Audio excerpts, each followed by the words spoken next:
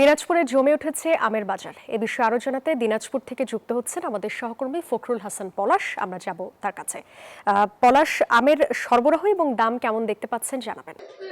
সাদিয়া, আপনাকে একটু জানিয়ে রাখি, দিনাজপুরের এই মুহূর্তে রয়েছে আমি কালীতলা নিউ মার্কেট নামে পরিচিত এই ফলের মার্কেট। এবং এখানে কিন্তু আসলে এই বাজারে আমরা দেখেছি যে কিছুদিন আগেও কিন্তু লিচুর একটা সিজন কিন্তু এখানে ভরপুর গেছে, তারপরেই কিন্তু শুরু হয়ে গেছে একেবারে আমের সিজন। বিশেষ করে এই আম কিন্তু বিভিন্ন জেলায় চলে যাচ্ছে। আপনাকে যদি একটু জানাই যে রাজধানী সহ বিশেষ করে দক্ষিণবঙ্গ এবং চট্টগ্রাম সহ বিভিন্ন জায়গায় কিন্তু এটি চলে যাচ্ছে, সিলেটেও চলে যাচ্ছে।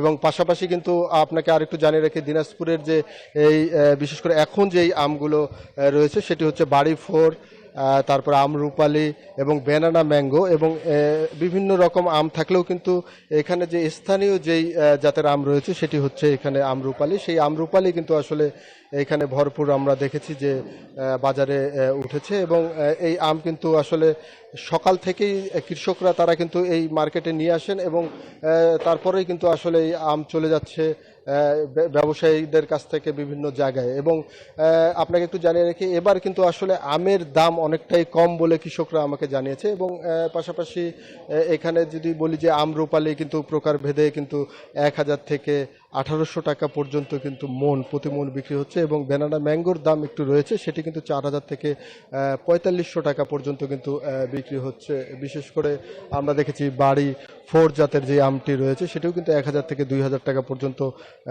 প্রতি মন কিন্তু বিক্রি হচ্ছে। তো দিনাজপুরে এখন বলতে পারি যে আমের যেরকম ভরা মৌসুম, এবং এখন কিন্তু কৃষকরা পর্যাপ্ত আম কিন্তু এখানে নিয়ে আসছেন এবং সরবরাহ বেশি। এবং এবার কিন্তু আসলে কৃষকদের জন্য যেটি দুঃসংবাদ সেটি হচ্ছে কৃষকরা কিন্তু এবার দাম ভালো পায়নি এবং পাশাপাশি তারা কিন্তু ফলনও এবার অনেকটাই কম পেয়েছে।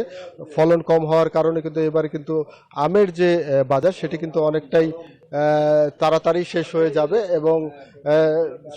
যাবে এবং এই আম কিন্তু আসলে আর কয়েকটা দিন থাকবে বলে কিন্তু এখানকার ব্যবসায়ীরা জানিয়েছে। তো দিনাজপুরে যদি একটু কৃষি সম্প্রসারণ অধিদপ্তরের একটু তথ্য দেয় যে দিনাজপুরে 5500 হেক্টর জমিতে কিন্তু এই আমের বাগান রয়েছে। তো দিনাজপুর থেকে এই ছিল আমার কাছে আম নিয়ে সর্বশেষ। সাদিয়া। পলাশ, ধন্যবাদ আপনাকে।